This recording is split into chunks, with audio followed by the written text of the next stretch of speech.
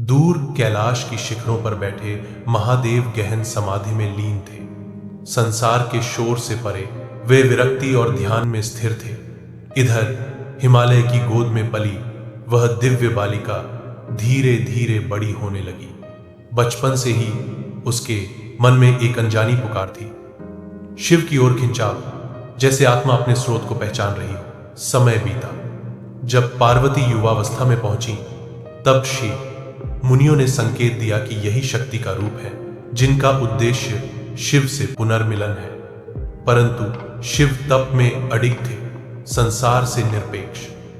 तब पार्वती ने संकल्प लिया तपस्या का, समर्पण का, धैर्य का। घने वनों में हिम शिखरों के मध्य उन्होंने कठोर तप आरंभ किया। कभी केवल फलाहार, कभी केवल जल और अंत में केवल वायु पर स्थिर होकर उन्होंने ध्यान लगाया। धुएं बदलती रहीं, तपती धूप, बरसती वर्षा, कड़ाके की सर्दी पर उनका संकल्प अडिग रहा। देवता चिंतित भी थे और आशान्वित भी, क्योंकि यह तप केवल प्रेम के लिए नहीं था, यह सृष्टि के संतुलन के लिए था। अंततः पार्वती की अटूट भक्ति और समर्पण ने स्वयं महादेव के हृदय को स्पर्श किया।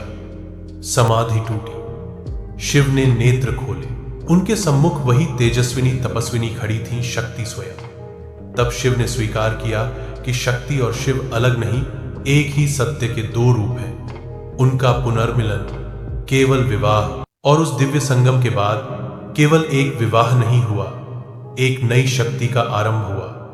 कैलाश पर देवताओं, ऋषियों और समस्त प्रकृति ने उस मिलन का उत्सव मनाया। हिमालय की चोटियां मानो झुककर आशीर्वाद दे रही थी, गंगाजल की धारा मधुर स्वर में बह रही थी और आकाश में दिव्य प्रकाश फैल गया। शिव और पार्वती का यह एकत्व सृष्टि के हर कण में संतुलन बनकर प्रवाहित होने लगा। जहां पहले विरक्ति थी वहां अब करुणा थी, जहां मौन था वहां अब सृजन की ध्वनि थी।